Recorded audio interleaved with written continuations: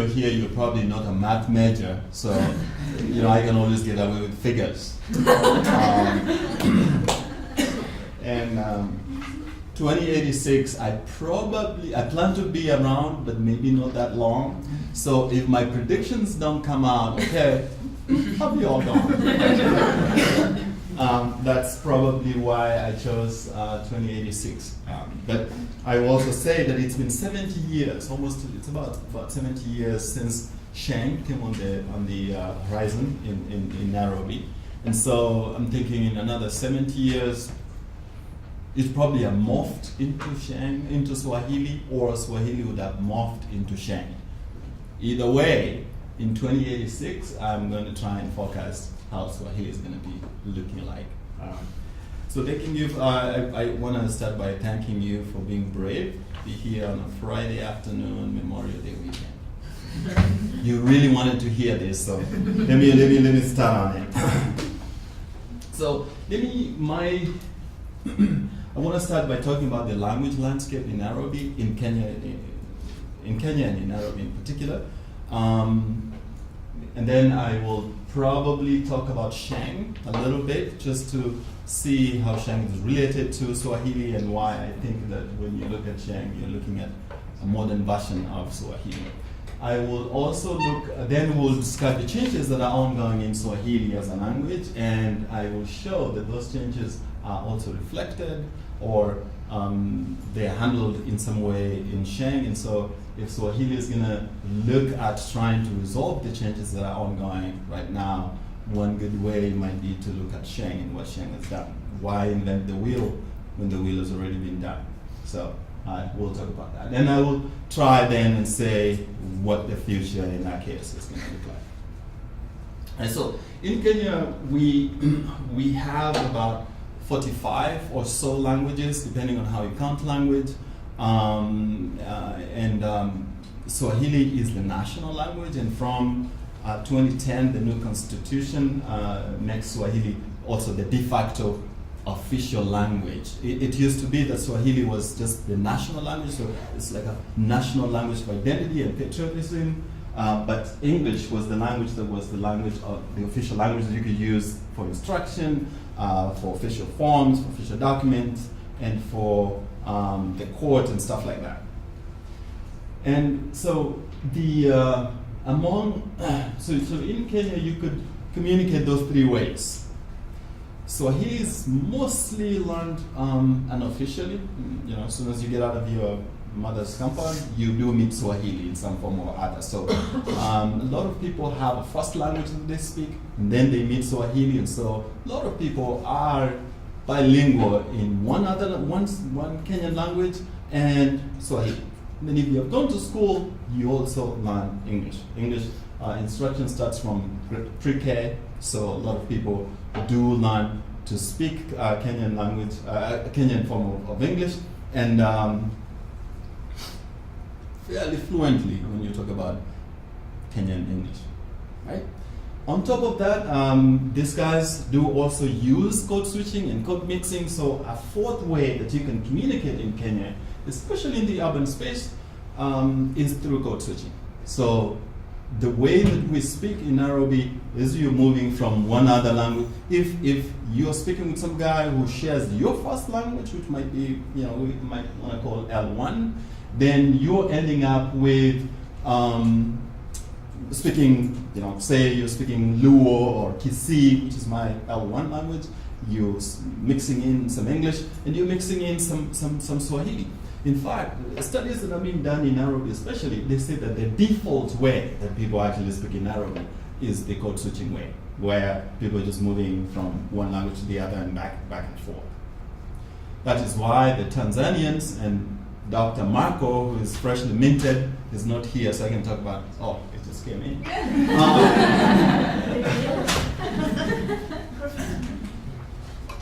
That was absolutely good timing. I'm just going to say that, because people in Nairobi do this kind of code switching, the folks in Dar es Salaam tend to say that, listen, those people don't speak Swahili, we speak Swahili.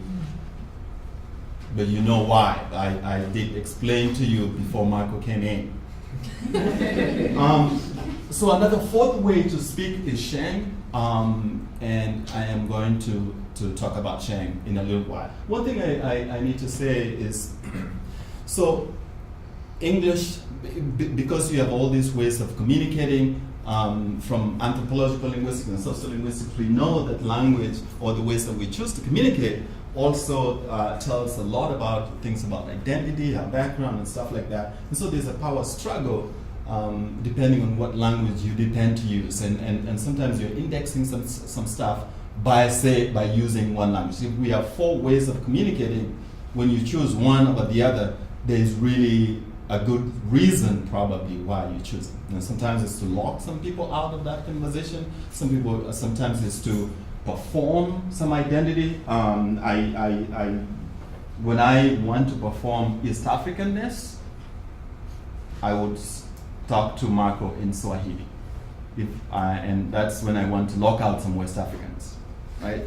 But if I want to include them, I'll switch to English. And in Kenya, it's the same way. So there's a lot that is bundled up with the choice of what you're going to use. So in this, then 4 ways that you can communicate. So you have an L1 probably that you can use. You have English, you have Swahili, you have code switching. Comes Sheng. I mean, the question is, why would you need a 5th way to communicate when you already have 4 established ways that you could communicate? And that's a big story. Since I'm not here today to talk about Sheng, I'm not going to go into it too much. But one thing that we know about any language is that really the rationale for any language is first and foremost communication, and of course those are the layers. So in Nairobi, in the urban space of Nairobi, comes Sheng, and the question is, why is it coming in? We have to look at the socio-economic and political situations that applied when Sheng came in. So Sheng, the earliest forms of Sheng are recorded to have been heard or seen walking around Nairobi in the 1930s, right? So this is a time when Nairobi is becoming a big urban center. The colonial enterprise is rolling through East Africa and setting up urban centers, setting up the railway that connected the port of Mombasa to Uganda, and so you end up there then with an urban center that is bringing in people who speak these different languages and speak some mattering of English and Swahili in Nairobi. And at that time, the native quarters, the Africans, the Kenyans who were in Nairobi, they lived in one area of the city, or they were consigned to one area of the city, the Eastlands part of Nairobi. This place is still called Eastlands, and it was also called the native quarters. And it never outgrew that label because it was like this, working class neighborhood. It's continued to be that neighborhood. One big thing about that sustained contact, where you have all these people from different places living in Eastland, speaking different languages and speaking some form of Swahili and English, is that you have something that is not something of a form of Swahili that was being used. It wasn't it was standard Swahili. By then, the colonial government was actually starting to standardize Swahili, and they had chosen the Zanzibar dialect to be the basis for standardization, while there had been a lot of scholarship on the Mombasa dialect, which belongs to Kenya, which is on the Kenyan side. So of course people didn't feel too good about this and all of that. But the main thing I want you to focus on is that you have sustained contact of languages in Nairobi at this point. And you have people who do not speak Swahili very well, but Swahili is what is commonly known because of trade and other things. So people do know some Swahili, not a lot. Then they end up having having to communicate because they live together. And we think that is the earliest time you start to see some form of Sheng coming up. As people became accustomed with the city, they thought that the first people to actually use Sheng as a language that was different from the Swahili that was spoken at the time were criminals. So in Nairobi, you end up with these people who have to come and help, make the railway and stuff like that. At some point, people start to be a little devious, and they end up, and the one way that they could get away with their communication is to vary their Swahili. Continue using Swahili that had words from different languages that they spoke. And that would be maybe the beginnings of Swahili, or of Sheng, I'm sorry. So Sheng continues to grow in the Eastlands part of Nairobi. And as people became more knowledgeable of Swahili and people started going to school, we think that young people started to use in a confined space. Now, Eastlands in these areas up to today is a slum, right? So it's a very confined space. You have a lot of people there. In Nairobi today, you have about 4.5 million people living in a very small area. Lots of, sustained contact. People needed to be different. People needed to communicate in plain sight. And so we think that the kids who grew up in Eastlands, that's my thinking at least, took up this form of this criminal kind of language and started to use it as their slang to lock out the old folks. So everybody's trying to learn and speak standard Swahili. Yeah, people are like, okay, so we need our slang. They have the foundations of that slang in the code that was being used by these devious guys of Nairobi. And that is, I think, where Sheng started. As the kids continues to grow,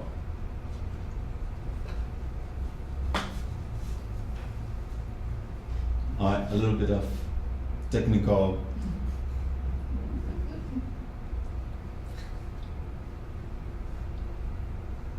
I think I'm stuck there. I'll continue to use this, right? So one thing I wanted to say is that from the 1930s, Sheng has had different fortunes. So because it had its foundation in Eastlands, in the slums, it has always had that stigma that that's a language of the ghetto. And so for a long time, up to the 1970s, the 1980s, Swahili was always in the ghetto.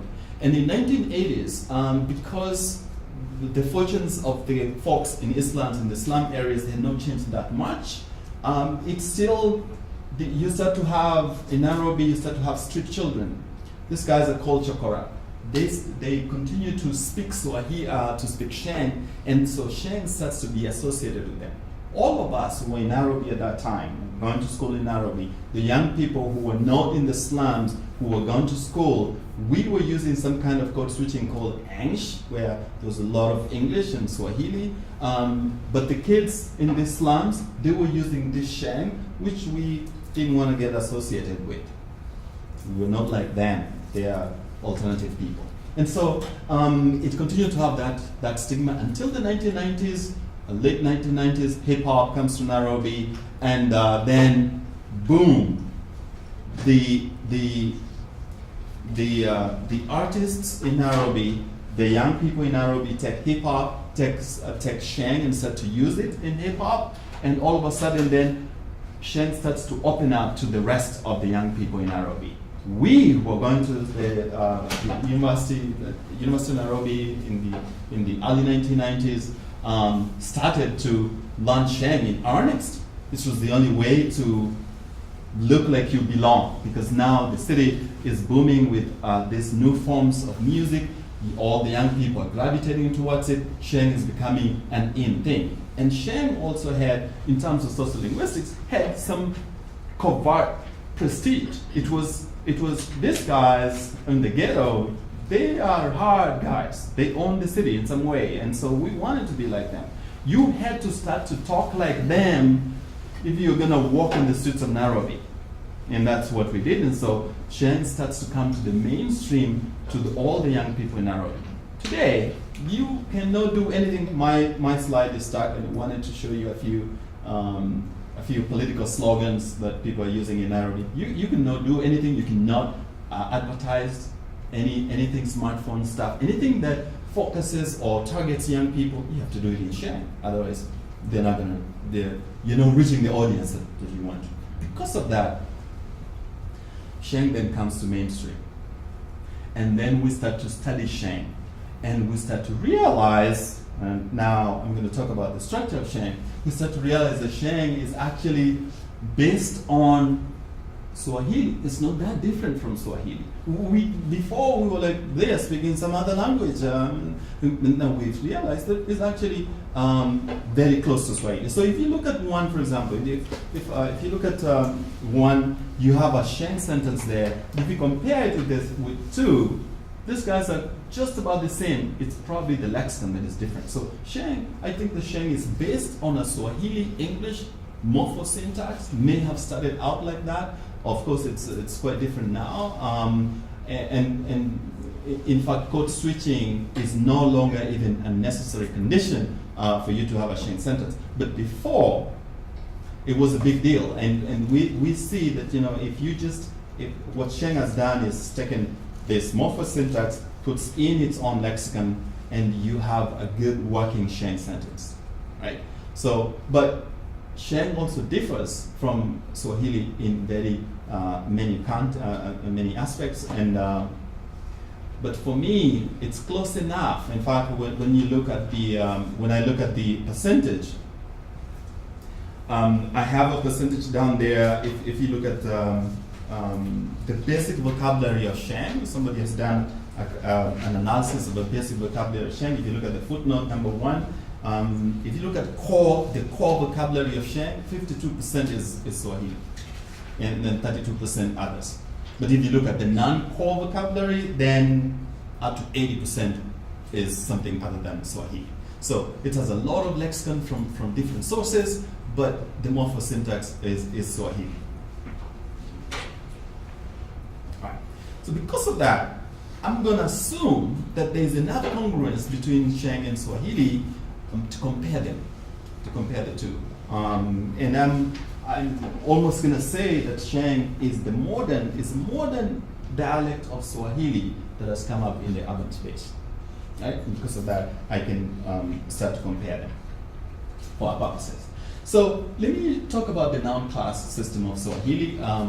Bantu languages are iconically known for noun classes. And in Swahili, so what Swahili has done, Proto-Bantu has been reconstructed with about 23 noun classes, but Swahili has whittled this down to about 16. And the way these noun classes work, at least in Swahili, is that you make singular in one class and plural in the next. So there's a good pairing of 1, 2, 3, 4, 5, 6, 7, 8, 9, 10.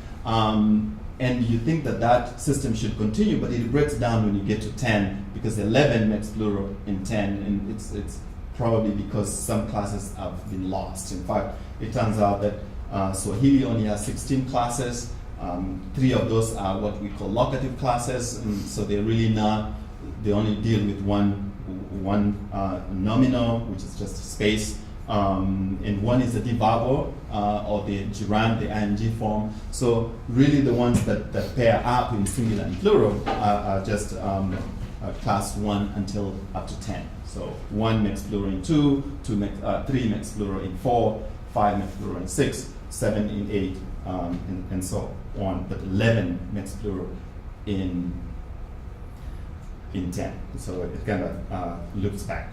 So if you look at, so those are the noun classes in 5. In 6, I give you, on top of the noun classes themselves, you have an agreement system, or a concordial system, a concord system, where if you're talking about a particular noun in a sentence, you're talking about a particular noun, and you have things in a sentence that coincidate that noun, in the sense of if you have the verb and its arguments need to have the same, I kind of call it the noun class pronoun, some kind of tag that you have to put there to show that you're talking about things that are in a particular class. So it works out that if the prefix that actually marks the noun class is also repeated on the adjective, but then you have a different set of pronouns that are used for the agreement purposes, and those are the same for the verb, the possessive, for example, the demonstrative, those are the same. But the one that marks the adjective is different, is exactly the same one as the one that marks a noun class.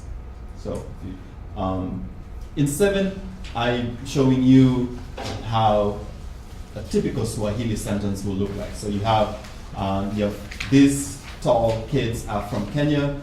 You would have then a concord or an agreement prefix that is on the would be on the demonstrative. It's the same one on the demonstrative and the verb come from, and then you have and you have another prefix that actually shows the noun. It's also what is repeated on the tall, on the adjective tall. It turns out that these prefixes that mark the noun class and can also and are repeated on the adjective might be homophonous with the ones that mark that are marked on the verb and the demonstrative and the possessive. It might not be the case, but because these two are different, but they in some cases, especially in B and C, if you look at this, they are the same. I took out A just before I came over. I took out A because we will deal with it later. So the question is, I guess the question everybody asks is, how do you allocate nominals? How do you know that a noun belongs to a particular class? In other words, how would you know whether chair belongs to what class, right? Is there a semantic criteria for this? And the jury's still out on that one. We think that maybe in Proto-Bantu there was some semantic criteria for putting a particular noun in a particular class, but that system is not foolproof. In fact, there's so many exceptions to the rule that people have just thrown that out and say, listen, whatever happened then, it might have worked, but when we look at the present reflexes of Proto-Bantu in terms of Swahili now, there are just too many exceptions. So maybe the thing is that maybe one way of finding out how a noun is actually placed in a particular class is look at loanwords. So if you borrow a noun, where do you put it? And what do you look at in order to put it in a particular place? Turns out that in Swahili, that is also not very helpful. What Swahili does is say, listen, if you borrow a noun, we have two catch-all classes it can go to. Right? It can go to class 5 or it can go to class 9. So that's it. These two classes turn out to be classes that can take zero-marked nouns. In other words, even in the language, there are nouns in the language that are zero-marked for gender. And so these end up in either 5 or 9. And that's what the language does. You have a loan word like Taifa is borrowed from Arabic, means nation. It is zero marked, put it in, this one we'll just put it in 5, right? It turns out that there's no reason, there's no way we can know where to put it. So radio, which is exactly, maybe I should, Padri, Kanisa, maybe it's just the Arabic ones that go to class 5. Turns out that if you look at class 9, in 9, there are some, there's Serikali, or there's Sa from Arabic, and it's also in 9. So there's no semantic criteria for this except just say, listen, if you have a loan that is zero marked, that has no, that the initial syllable does not look like something that we have in the classes 1 to 16, consider it zero marked and put it in 9 or 5, in 5 or 9. And that's what the language does. So when you have that system, then imagine all the things that Swahili is borrowing, and imagine the chaos that is happening right now, because we don't know where to put what, right? And so in a standard Swahili says that a noun like gari, which is an adaptation of car, should go to class 5. So you should have in standard Swahili in 10, hili gari ni lake, this guy is his or hers, right? But when I did when I give this questionnaire to 26 people in Nairobi, 25 give me A, the first part of A. They said he got in yake, using E, using that E, which tells me that they have put it in class 9, because that is a concord for class 9, and Y is a concord for class 9, so I know that they're putting it in class 9. But Standard Swahili says that you should put it in class 5. There's no way of people to know. So learners who are learning Swahili, and I have students here who are learning Swahili, part of the problems I see in their sentences is just this confusion. Where do you put a noun? What class? And because remember, once you put it in a particular class, you have to give it concordial agreements for that class. So if you mess it up, you are not speaking good Swahili, right? It turns out that it's not for learners here at the U of O, it's for all of Swahili speakers. So 25 out of 26 respondents in Nairobi gave me the wrong response in A. In B, I looked at somebody who is a prolific writer, right, of Swahili books, and writes primers that are taught in school. His name is Maitara, right? So in B, I looked at how he treats the borrowed item makala. He puts it in class 9, right? I don't know if makala should go to 9 or not. Up to now, I myself don't know whether it should be in 5 or in 9, because he, as one of those people that we can look at to, he puts it in class 9, right? BAKITA, which is Baraza la Kiswahili la Tanzania, the National Swahili Academic Board that says what should be done with Swahili in Tanzania, it puts it in class 5. It puts it in class 5, 6.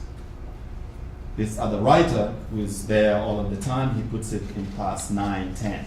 Remember, I say 9, 10 because 9 makes plural in 10, so it's in that gender of 9 and 10. 5 makes plural in 6, so in that gender 5 and 6. So you have quite a confusion there. So I have the National Swahili body that should actually give us what we're supposed to do. They put it in 5, put it in 5, 6. The other guy put it in 9, 10. What am I to do as a Swahili teacher? All right? You look at D. Rafiki is a word that a lot of people know. Right? Rafiki comes from Arabic, it means friend. It turns out that actually in a lot of places, people are also confused whether to put it in 9 or put it in. And Rafiki has been around for a long time. This is not something that got borrowed because of a new technology. No, it's something that has been there for a long time. But Rafiki is giving people problems because it's a zero marked, it's borrowed from Arabic. So guess what? Some people put it in 9, some people put it in 5. So you can say Rafiki meaning many, or you can say Marafiki. So in Sheng, that is all taken care of. Right? What Sheng does is we do not want any confusion when we are making plural and singular of any borrowed nouns. Especially since Sheng is making and borrowing so many nouns from all sorts of sources. So we have to have a consistent way of making singular and plural. So what Sheng does in 11, anything you borrow, anything it borrows, anything that it considers zero marked, it all makes plural in class 5 and 6. It's all put in class 5 and 6, and so it makes plural in a very regular way. Everything takes ma for plural, 0 for singular. Okay? Does that start to sound consistent? This is what it is doing. It is taking all these guys. So all of the terms that we have in here in 9, they are all regularly marked for Sheng, for plural with ma in Sheng. And so in sentences, this is what you get. So that anything that is borrowed, anything that was inherited from Swahili and looked like it did not have, it had inconsistency, whether to put it or 5 or 9, it is consistently put in 5, 6 in Sheng. The only thing is that what Sheng has done is actually look at this 4 classes, look at 5 making plural in class 6, and look at 9 making plural in class 10, and say, listen, we're going to merge this singular, 5 and 6, 5 and 9, and we're going to merge the 9 and the 6 and 10. So we have one singular class and one plural class. And I think that is, when you think about Occam's razor, when you think about simplicity and elegance, that's a very neat solution right there. Because this solution then takes care of the mess, and it also starts to make plural formation in Swahili, in Sheng, very easy. Because in 13, Sheng says to itself, you know, we have resolved this problem of 9 and the difference, I mean, the mess between 5 and 9. Let's extend it to other classes. What if we say to ourselves that all things should be considered 0 marked? Whatever class they come in, we'll just consider them 0 marked, and we'll give them plural in class 6. That's exactly what it has done.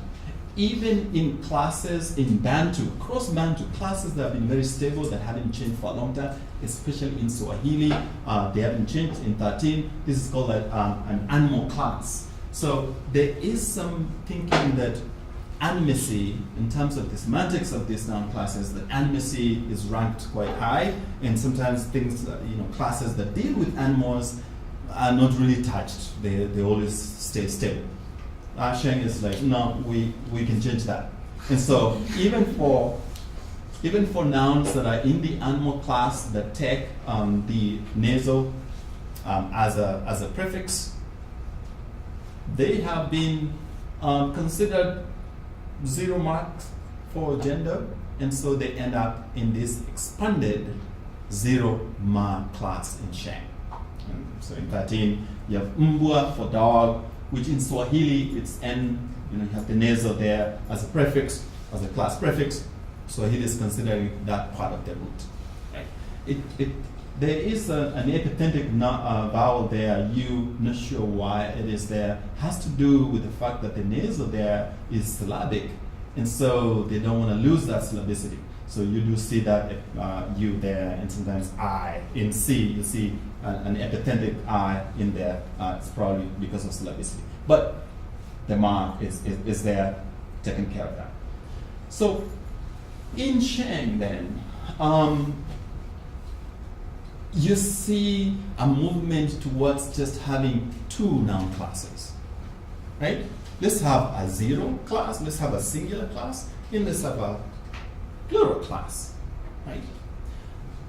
In Swahili, and it's something that is working very well across the classes that Sheng had borrowed or inherited from Sheng. So if you look at Swahili, there's some other confusion between classes 11 and 14. So class 11 and 14 is marked by a prefix U, right? So for a non-native speaker, probably, or somebody learning, I don't see what's the difference between these 2 U's, because they all sound the same to me, right? So if you look at it, the traditionally Swahili scholars say, listen, class 14 is for abstract nouns, so things like friendship, right, tallness, right, motherhood. So we will, anything that is an abstract stuff, we will put it in class 14. Well, that is good, but there are exceptions, right? So we find something like, and it says, before I go on, it also says that because these are abstract things, they're inherently singular. So maybe just let's consider friendship as just one and not say friendships. Right? Tallness as something that we can't pluralize. Right? But there are exceptions. When you look at disease, for example, in F, it does get pluralized as diseases. Right? And then the distinction was also that 11, so that these are abstract things in 14, 11 is other things, right? It turns out that those other things in 11, they were supposed to make plural in class 10. Remember I said that all these other classes pair up very well, 1, 2, 3, 4, 5, 6, but 10 comes back, 11 comes back to 10. So 11 was supposed to make plural in 10, but it also makes plural in 6. So if you look at the 16D, you have ubawa, which is a wing, but you have that as mabawa for the plural. This starts to open up a same kind of worms like the 9 and 5 that we saw earlier, because you have a situation where people are not very sure. Which nouns in class 11 do I make plural in class 6? Which ones do I just make plural in class 10? And for 14, what abstract noun or intangible noun in class 14 do I pluralize, and which one do I not? Right? So, what does Sheng say to that?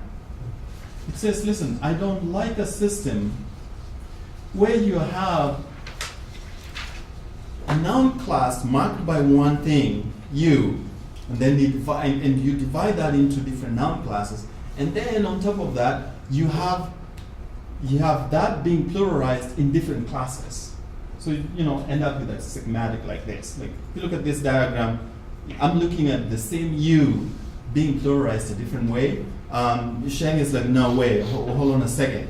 We will consider all those nouns as also zero marked and have them pluralized with ma. So you have this expanded, nice system in Sheng that is taking care of the plurals, the singulars and the plurals. Right? The question that probably remains is, when you merge these classes, when you merge class 5 and 6, so you end up in Sheng with, if I can pull this out, you end up with Sheng that classes 5, 9, 11, and 14 make plural with ma. Right? The question is, what, in terms of concordial agreements, you merged 6 and 10. Which agreements are you going to use? You're going to use the 6 or you're going to use the 10? And for these guys, what agreements are you going to use? So what Sheng has done, it has chosen the agreements, the concordial agreement prefixes for class 9 as taking care of the singulars, and has chosen class 10 agreement concords as to take care of the plural ma. Do you have a good, nice solution to that part of the problem? Question I have, and the question probably that we want to ask is, what are there other changes in the grammar? Are there things going on in Swahili that Sheng has taken out and given a solution to? Right? It turns out that yes, in fact they are. And I'm not going to go through them all. I am just going to say that if you look at 23, in Swahili, a lot of people are confused because you have two ways of showing agreement. So the agreement marker on the adjective is the same as the prefix that marks gender or marks the noun class. But the agreement marker that is on the noun, on the verb, or goes on the demonstrative or the possessive is different. So you have two ways of showing agreement in the same sentence, right? So that in 23, people get confused whether to just use the one or not. And remember, I showed you that in some cases, the agreement marker for the adjective, which is the prefix that is also on the noun, that marks the noun class, is sometimes homophonous, sounds exactly the same as the one that is used on the demonstrative, the verb, and the possessive. So people get confused of which classes are they the same or not, and so you end up with a problem in 23 where people are saying using the agreement concord that it only goes on the adjective, but they're using it on the verb or vice versa.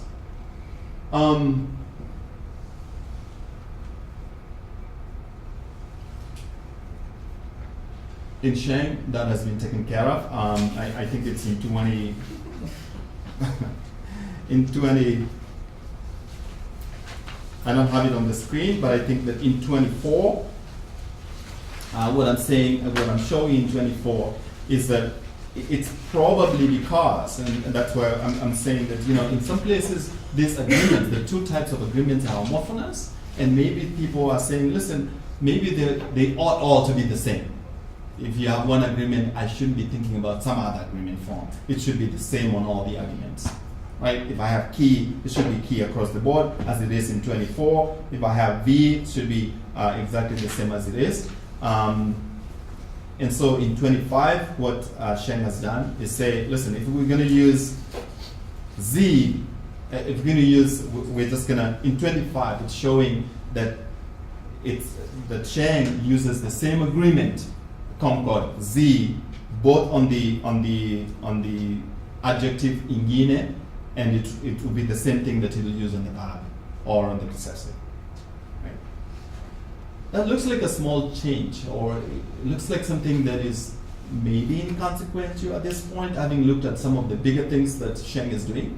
But it's showing that all these tensions, all these irregularities or apparent irregularities that are in Swahili, they are being taken up in Sheng and resolved in some way. And that's really what I would like to say.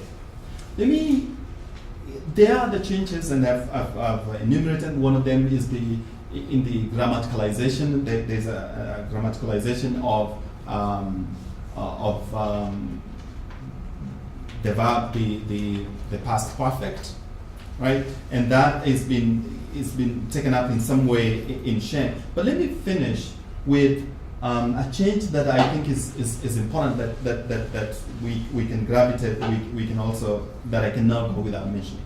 And that change in Swahili is the loss of the simple present, or the progressive loss of the simple present, right? So if you think about if you look at 29, so the simple present is something like cows eat grass. Matter of fact tense, like it's not, you're talking about something that is present and kind of everyday stuff, matter of fact stuff. Whereas the present progressive is something like something is ongoing at this particular time. So that division has been there in Standard Swahili for a long time. It is being lost. So, and how it's being lost in a very ubiquitous context.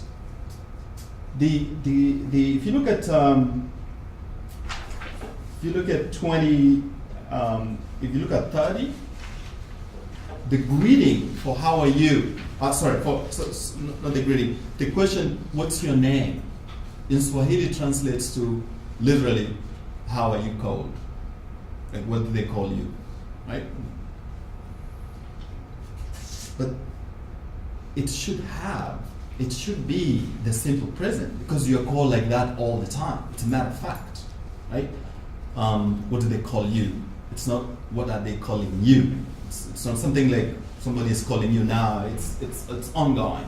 But in Swahili now, because the simple present is going out of the language, in some aspects actually it's been lost from the language. People now use the simple present, the present progressive, to ask that question. Now, in Swahili, you still have some people who would use the simple present. In Swahili, in Sheng, that's completely lost. So when I did a direct elicitation using the simple present, the answer that I invariably got was with the present progressive. So if you look at 31, the responses from Sheng were all in the progressive. The people, the Sheng speakers, don't know that I exists. I think that they thought that that it was a mistake. That I probably, because it's contextual, I just want to know what their names are. That's right. So, what does that tell me? Because it is late on a Friday evening, I don't want to go farther. I want to say just one thing, that if you look, that in Kenya, there is a saying that you cannot live like the hyena that lives in the sugarcane farm, lives and dies without ever knowing the sweetness of the cane. What these young people have done in Nairobi is they're living in this farm of languages where there's a lot of resources, there's a lot of linguistic resource, and they have decided they're not going to live as hyenas by the sugarcane farm. They're going to tap into this farm and they're going to do something with whatever they get out of this farm. So what they have done is they've taken a system that may have been used by criminals. They've taken a code that may have been used as a slang at some point. They have embellished it. They have done some really good work on it. They have owned it. They have stayed with it. Even through the stigma that Sheng has had for a long time, they have continued to be with this code until now. It's a well-established code. In 2004, there was a baseline survey that was done in the slums of Nairobi, and Sheng had first language speakers by then, people who have spoken this language for quite some time. So what I like to say is that at some point, Swahili, in this case I mean Swahili speakers, are going to hold their nose, right, and vote with Sheng, and realize that actually the tensions and some of the changes that are happening in their language are actually being taken out by Sheng and being made into a more robust and expanded system, which is much more straightforward, much more elegant. And that will be by 2086. If Swahili chooses to do that, it will look more and more like Sheng. Thank you.